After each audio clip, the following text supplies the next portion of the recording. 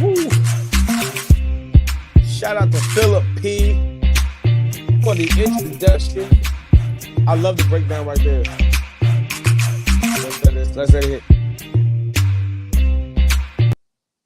Shout out to Philip P. We appreciate him. We are the Hot Minutia. I am Barry on the second, not the first, not the third. We are live from CoachellaValley.com. We are live on today's California.com. We are live on today's Canada.com.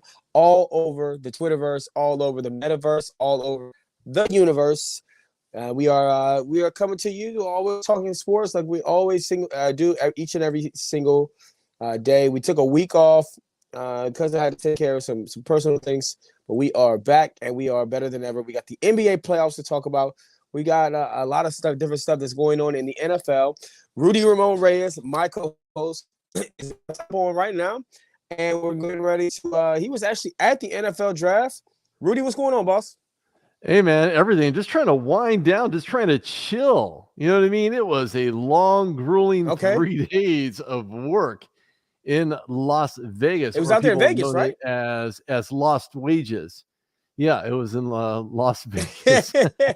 I like that. Didn't lose any wages there, but I'll tell you, it was I thought it was like the city that never sleeps, but that's New York. But Vegas never sleeps either. Vegas is up all night. I mean, it's very, very it was a great time. So you got some pictures, and we got some pictures and a little bit of footage of you going into the draft. We'll show it later. All that beautiful draft footage. Yeah, man. So before we get into the NFL stuff and the NBA playoffs, tell us a little bit about your experience, man. You know, it was unlike the Super Bowl in that it was a place to be. I mean, the actual room was on point. Media workroom was flying. People were getting their food. They were, all on these two projector boards, one on the south side, one on the north side of the table. So everybody can actually look at all the draft picks coming in. It was a great experience, a lot of hustle, a lot of grind, but that's not something that I am not accustomed to. So I certainly appreciate the NFL for having me there, along with other constituents. Some I met and made some new friends along the way at the 2022 NFL draft. So it was fun. It was very fun, informative, a lot of surprises, a lot of head scratchers, but we'll get into that here on Hot Minutia. Yeah, we got a picture of you. You want to describe who this picture is? Okay, so from left to right, obviously, the guy next to Mandy Knight, who works out of Waco, Texas. Stacey Elliott, Zeke Elliott's dad, and of course Chris Fernandez, who and his co-host Stephen Foster, right next to him, have a radio show. Sometimes on ESPN El Paso 600 and other times out in San Antonio. So met those guys. Had a chance to interview Stacey Elliott as well as Terrence Parsons, who is Micah Parsons' dad. Of course, everybody knows Micah Parsons from not only Penn State, but what he did last year, tearing up opposing offenses with his play in Micah Parsons. So great experience. That was taken at the Tropicana in Las Vegas on the other side of the strip. Great experience, great interview, great conversation. Love talking to Stacey and Terrence both. But who's not in that picture is Kim Francis, who is my new co-host over on the RudeDogShow.com. But it was a great time. It wasn't super blistering hot, but it was fun. All right, and tell us who this guy is, because this guy this guy looks cool, man. This guy's fresh. Hey, I'll tell you what, that was the NFL draft experience outside of the experience, because I never went into any casinos or hotels or anything. And now that I think about it, I'm probably not going to go back into those smoking casinos, which is about 90% of the casinos in Las Vegas. I was actually in Caesar's Palace coming up from down below using the escalator. So, it was very interesting. And a lot of the casinos out here a lot of the casinos in the Coachella are now smokeless. So it was kind of a different shift for a lot of people that casinos, because that was one of the things that some people didn't want to deal with, because they either had health issues or they just couldn't take the smoke. And now you got, ever since the pandemic shut down everything in the Coachella Valley, and it did around the rest of the world. But ever since it's come back, the casinos have come back smokeless for the majority of the time out here in the Valley. But in Vegas, like you said, 90% of them are smoking. But we got some comments real quick already. We got Zoe Quintanilla. She gives us the hearts and the cross and some more hearts. Capone is firing on all cylinders like he has been doing recently. He said, did the Celtics shoot lights out? We will talk about the Celtics here shortly. Yes, we will get into Grant that. Williams rules, he also says. And he says Milwaukee flops every day, I believe he was trying to say. Bill Senso is my guy, man. He's our guy. He says hello, Barry and Rudy. So shout out to Bill Senso. We appreciate everybody for commenting on Facebook, everybody for commenting on Twitter. Without any further ado, let's get into the NFL draft real quick, though. So we were talking about your experience there. The first overall draft pick is always a toss-up. Some years it's a toss-up, some years it's a foregone conclusion. This year, we had a guy, John Walker, who was a part of that dominant defensive line when it comes to Georgia. Partly the reason why they've been so successful the last couple of years. They continue to just replace these guys with even better guys. But what are your thoughts on him going number one this season? It was either between him or Aiden Hutchinson because, you look at both of these guys and it wasn't going to be a quarterback because, to be quite honest with you, none of these quarterbacks were first pick, first round quality kind of guys, right? Other teams had taken a step back from the year prior. Trevor Lawrence was drafted and some quarterbacks were picked along with Trevor Lawrence. So obviously he was the first overall pick out of Clemson. But, to be honest with you, 6 defensive guys went first in the first round, which is an NFL record. It didn't really surprise me a whole lot, only because guys like Aiden Hutchinson, Ahmad Sauce Gardner with a game like sauce. I mean, how can you go wrong? Hot sauce, green sauce, yellow sauce, blue sauce. I mean, this was real saucy. I'll be honest with you, 6 defensive guys taking the first round, but he was the obvious pick. It was not Aiden Hutchinson. But what really provided some type of, a loop for me was that Malik Willis wasn't picked till later on in the third round, which everybody was kind of scratching their heads thinking to themselves, why didn't Malik Willis go? Nobody's going to know now, and maybe we'll never know exactly why Malik Willis went to the third round. But a lot of great talent, a lot of great kids, and most of the guys who were picked in the first round were played duality. In other words, they had actually played in two or more sports prior to getting drafted and taking the NFL by storm, which is what they'll do this season. Yeah, and that's a good thing because, a lot of kids nowadays are taught and trained to go only into one sport. And you see a lot of these kids who are really good in middle school and in high school, they show a lot of promise. They're burned out. Right. And I think that, playing multiple sports, especially throughout the high school years, is a very healthy thing for all kids and athletes everywhere. Of course, you get to college, you're going to want to specialize more so in whatever particular sport that you're best at and that you have the projection to make the most money. But I think that that can add to the longevity of someone's career if they're in those sports. So real quick, we had the rest of the top 10. You mentioned Aiden Hutchinson. As you can see right there, I'm sorry, wrong graphic. But as you can see, Hutchinson, he went second in the draft, and he went to the Lions. But what really jumped out to me in the top 10, and we'll only discuss the top 10 right here moving forward, and then we'll talk a little bit Steelers fan. I know you're excited. Kenny Pickett is now going to the Steelers. But Aiden Hutchinson, besides that, the one thing that stood out to me was you know that the New York Football Giants had 2 picks in the top 10, and you wondered exactly what they were going to do with those. I feel like they have enough skill position players and enough secondary players to where they're going to have to really address what the big problem is. The big problem was that offensive line and the defensive line. And if you remember back to the teams where they won and they defeated the Patriots and they won the Super Bowl, the best part of that team was the defensive line. And they went out and they addressed some of the issues that they had as far as rushing the passer is concerned. And went out and got Kayvon Thibodeau, who I really like out of Oregon. Very slick, very, very, very quick, and also very smart. And going to be able to figure out some of these different stunts that they have on these the offensive lines are going to throw at them. But I also thought that Evan Neal was a great pickup at offensive tackle. And they went out and addressed which was probably the worst O-line in all of football. Had Danny Dimes running for his life. That's part of the reason why he keeps getting injured. And we've seen time and time again in the NFL and in the past where if you go out and draft a quarterback who may not be the best quarterback, he may not be the most elusive guy, but you got to protect anybody and everybody. And we've seen careers cut short like Andrew Luck because there was no offensive line there. We see guys want to get the hell out of Dodge like Russell Wilson because they refuse to protect him. So I feel like Danny Dimes, if they're going to go out and have him for another season. You've got Saquon Barkley there. You've got a ton of wide receivers. You've got a lot of weapons.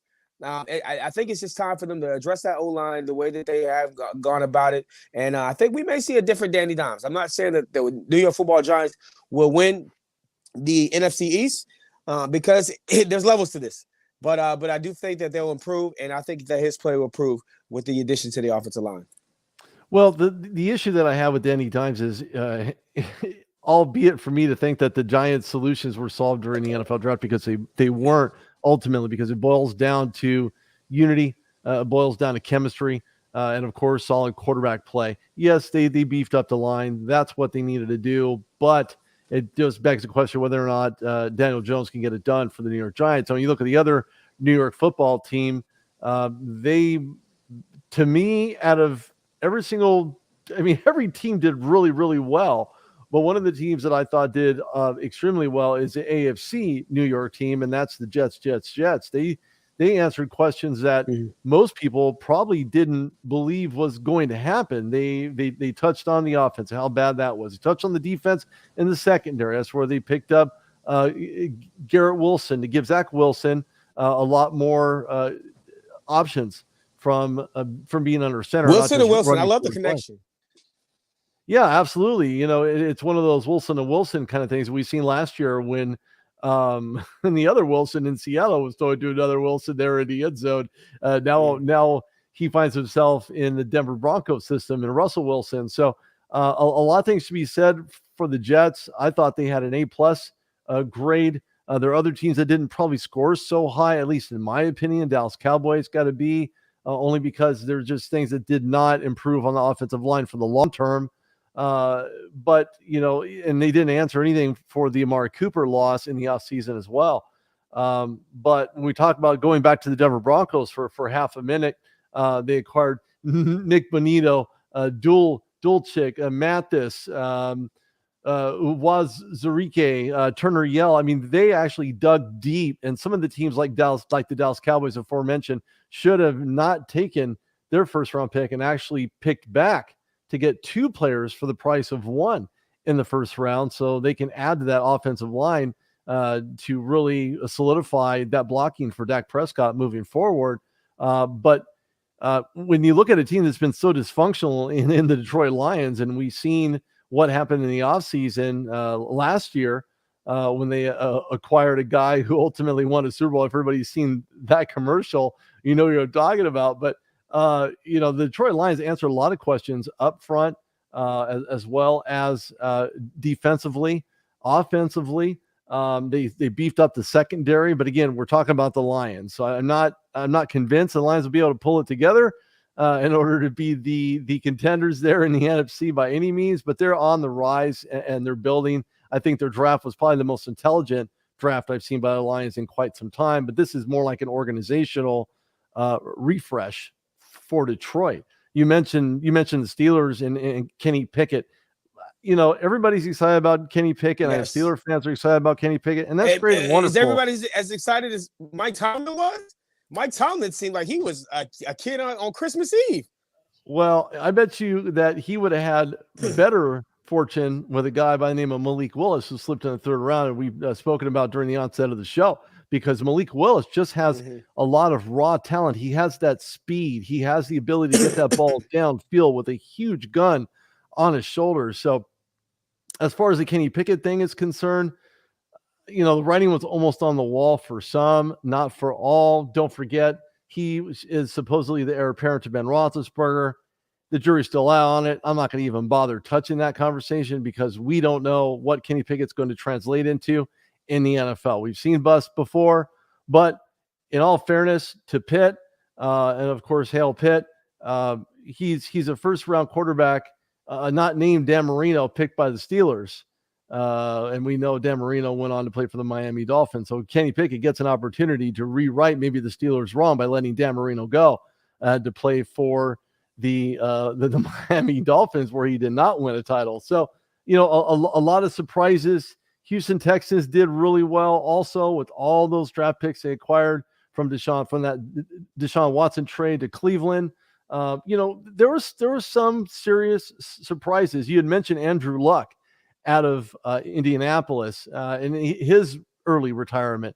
They didn't get as high of a grade as I thought they should have, only for the simple fact they didn't do a whole lot on the offensive line. They should have gotten a guard in addition to the offensive tackle. But they did acquire Nick Cross, who is who's a solid safety in the defense, which will help provide them coverage, whether they're in a nickel set or even in a 4-3 set. The problem that I have with Indianapolis, they didn't do a whole lot of anything. They should have drafted a quarterback. They didn't do that either. So it just kind of makes you wonder, with all the weapons, who's the guy going to be under center? Are they looking at UDFA? I mean, are they going to stick with what they have? I just thought they basically they shot the cow, even though it was giving them milk. It's just one of those things. Jacksonville cleaned up relatively well, but overall, the entire draft was solid. If teams were in love with the player, they were going to go out and get that guy, and that's exactly what these teams did. The Patriots did it. The Steelers did it with Kenny Pickett. And I feel like the Kenny Pickett pick was really good. I like the pick for Pittsburgh. I like him staying in the city of Pittsburgh. I feel like he'll be well received by the fan base. I'm not sure whether or not he's ready to step right in and play in the AFC North, especially with the acquisition of Deshaun Watson to the Cleveland Browns. But I feel like he'll definitely be on a 2-year plan, and he might be the starter moving forward because we just haven't really been sold on a long-term solution for the quarterback in that position. So ultimately, I feel like the Kenny Pickett was a good trade, was a good pickup. And when you look at Malik Wilson as well, Malik Wilson, you mentioned he could have went other places, but he ended up going to Tennessee Titans. And we saw earlier today Ryan Tannehill coming out saying that he is not going to mentor Malik Wilson at all, and they're in competition. And we've seen that not work out for other guys in the past. We've seen that work out for guys like Brett Favre. Aaron Rodgers most recently has been kind of a cold shoulder to Jordan Love. But we've seen guys like Tom Brady who embrace that. Jimmy Garoppolo coming to the New England Patriots. So, to each his own. But eventually, Malik Wilson may be their long-term solution as well. But for now, that's Tannehill's job. But yeah, I mean, I thought the draft was really, really, really good. We saw some trades and some trade being proposed to other teams. Real quick, we are live on CoachellaValley.com. We're live on today'scalifornia.com, today'scanada.com. Shout out to Mike Capone, who says that the Patriots got the fastest player in the draft. He's been very active all show. We appreciate Bill Senso for commenting in. But yeah, there was a trade that the Detroit Lions were given a call from the Cleveland Browns, where this is supposedly where they were sending Baker Mayfield to the Lions, and that could be a good move or a bad move. I'm not really sure. But Jared Goff is there a guy on the center right now? You think Baker Mayfield has a chance of being beating him out for the starting role if he did get traded? That is tough. We've seen two different versions of Jared Goff. Don't forget he was with the Los Angeles Rams. He's one of those guys like a Ryan Tannehill, right, who just can't get you past, can't get over the hump, can't be the guy to follow through to get this team back to where they needed to go in the LA Rams. So they said, well, we're going to go get Matthew Stafford. He's been in Detroit for 12 years. We need to win now. We're in a win now scenario. They went and acquired some guys who were just waiting around, waiting to get a championship ring. And at the last minute, they did.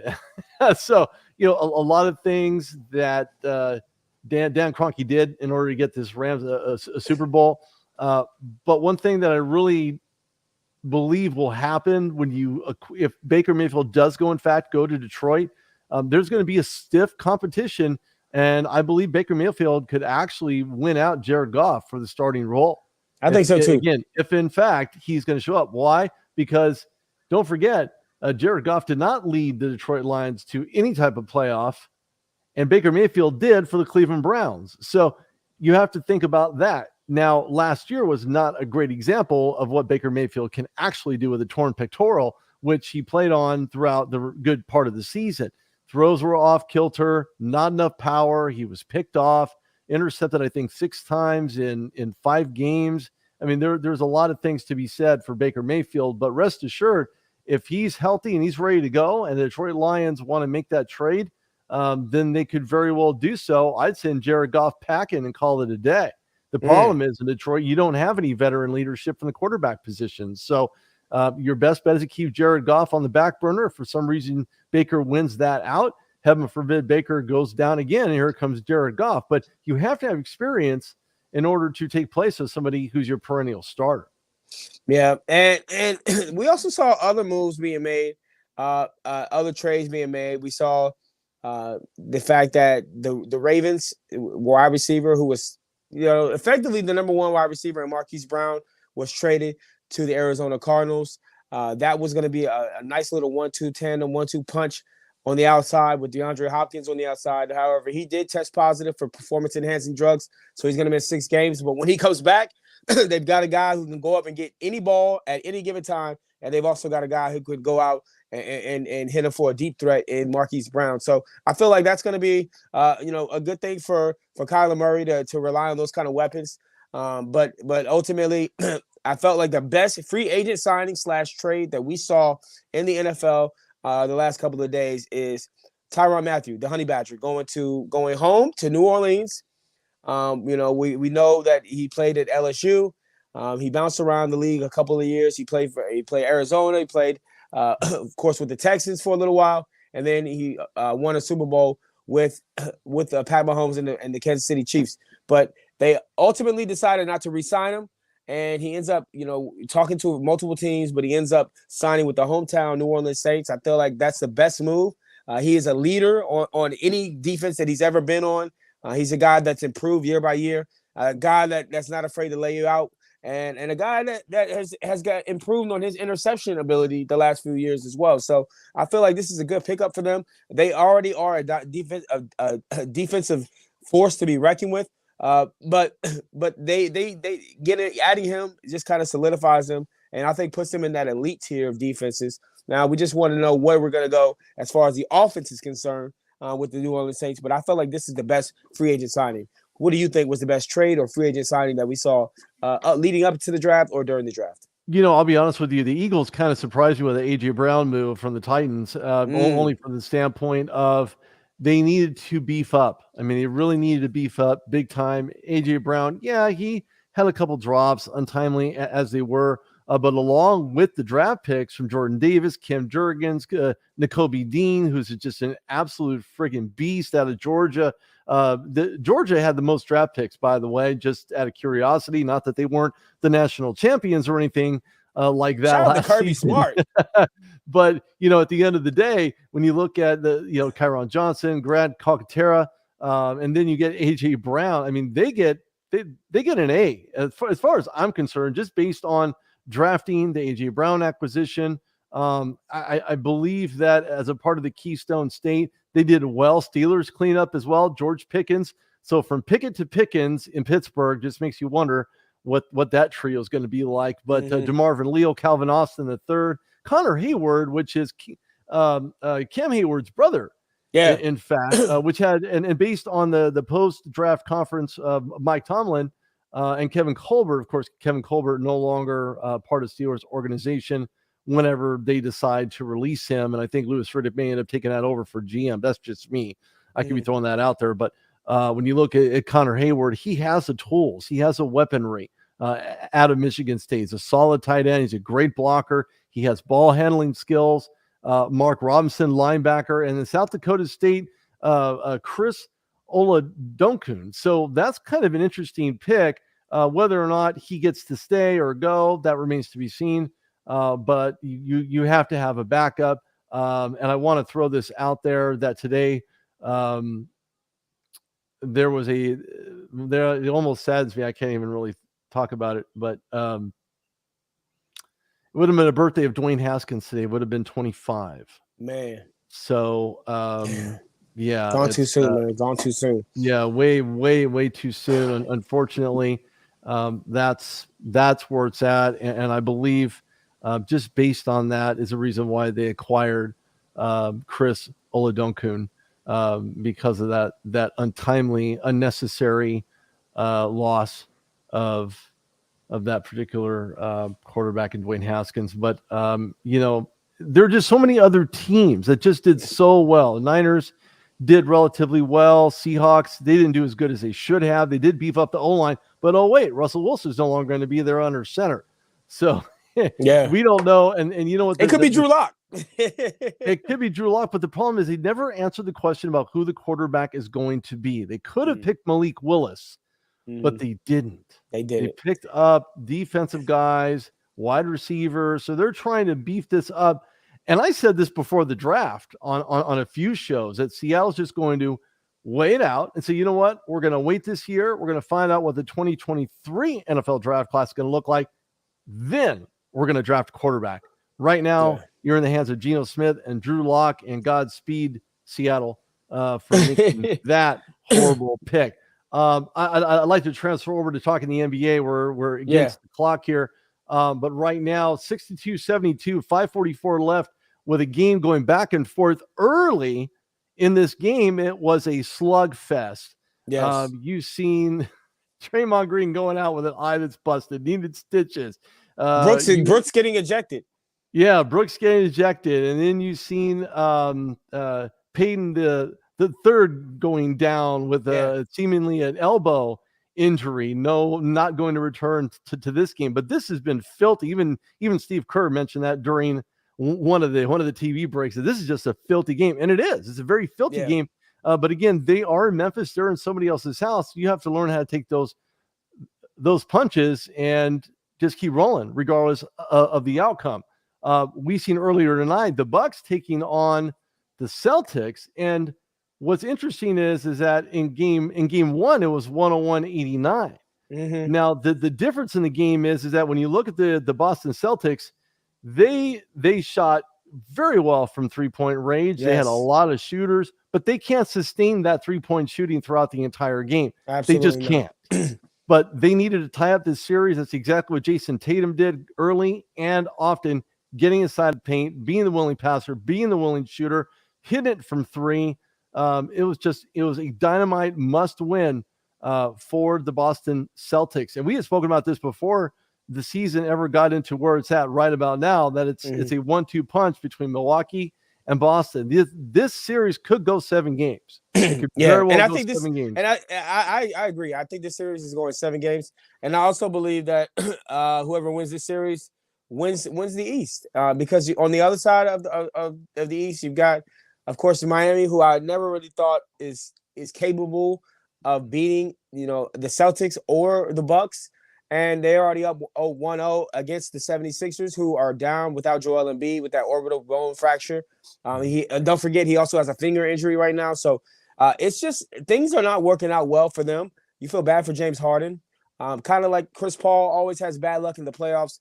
But ultimately, I feel like whoever wins that series is not going to be able to get through whoever wins this series between the Celtics and the Bucks. And although the Boston Celtics were able to win this game, you look at the points in the paint, and it's 54-24. And what I think moving forward is that Boston's going to have to, if they want to win this series, they're going to have to be able to limit that points in the paint. And I know it's Giannis Antetokounmpo, and he can do whatever the hell he wants to all game long. But ultimately, they're going to have guys like Robert Williams and Grant Williams, the Williams brothers, to step up and really protect the rim, because this could hurt them. And I see this series going 7 games for sure. But I think that ultimately the defense of the Boston Celtics is going to be too much, and having home court advantage is going to be too much. And I feel like they win this series. But yeah, we've got a lot of good NBA coverage going on right now, and I'm for one, I'm excited. We're going to get ready to watch the end of this this Warriors game between the Warriors and the Grizzlies. The last game went down to the wire. They only won by 1, the Warriors. So I think that series might go 6 games. But yeah, just a very exciting time, and we're going to get into that tomorrow. We're going to get more into the games that are on right now. We're also going to talk a little bit about Brittany Griner. Brittany Griner is still being detained in Russia for having hashish oil. The WNBA season gets underway May 7th, this Saturday. So she's not going to be with the Phoenix Mercury moving forward. Now they're talking about, there's a headline I saw today right before we go live on air. We went live on air that Brittany Griner is now being illegally detained by Russia. We know what's going on over there with the Russians and Ukrainians. So this is just adds more craziness to this conundrum that we've seen Brittany Griner. We're going to talk in depth about that tomorrow. We appreciate everybody for commenting. Real quick, let's do the memes of the day. And then Rudy will tell us where you guys can find all that exclusive draft coverage that he has from the NFL draft. But the meme of the day, we got a couple today. And Devin Ritter, everybody knows Devin Ritter looks a little bit old in the face, but it says he looks like he flew planes in World War II. Devin Ritter does look like an old man. Don't he look like an old-ass man? He's got that guy's not 21 or 22 or whatever it says on his college application. That guy's old. He's got a lot more wrinkles than I do, I can tell you that. This isn't really a meme. This is what we were talking about earlier. This Ryan Tannehill being an asshole, saying we're competing against each other. I don't think it's my job to mentor him. That's really unfortunate, but we'll see. But here's another funny meme. The last funny meme of the day. Instead of little Debbie snacks, they got little Debo snacks from Debo from Friday. I love that. I think that's absolutely fantastic. Accurate. But yeah, accurate. He loves his cake. Yeah, and they're my cakes. Yeah, they're my cakes. All right, real quick, Rudy, let them know where they can find you at, boss. You can go to @RudogReyes on Twitter. I love talking sports. Interactivity is kind of my thing. You can find me on Facebook. You can go and find that wonderful NFL draft footage on the BrewDogShow.com. Just click on the 2022 NFL draft in Las Vegas, Nevada. You can find me on Instagram, LinkedIn. I'm everywhere. It's all about the Tupac. I ain't hard to find. For sure. Y'all can find me on Facebook, written the same way it's right here, Barry Long _ II. On Twitter @Radio Barry Long. On IG @Barry Long II. We appreciate everybody for tuning in, everybody for commenting. Mike Capone, with Bill Senso, Zoe Quintanilla, Maria Lascuna, everybody that tunes in regularly. Stay focused, stay motivated, stay inspired, and remember, you're capable of doing anything. So go out and do it. We will see y'all tomorrow. Peace. Later.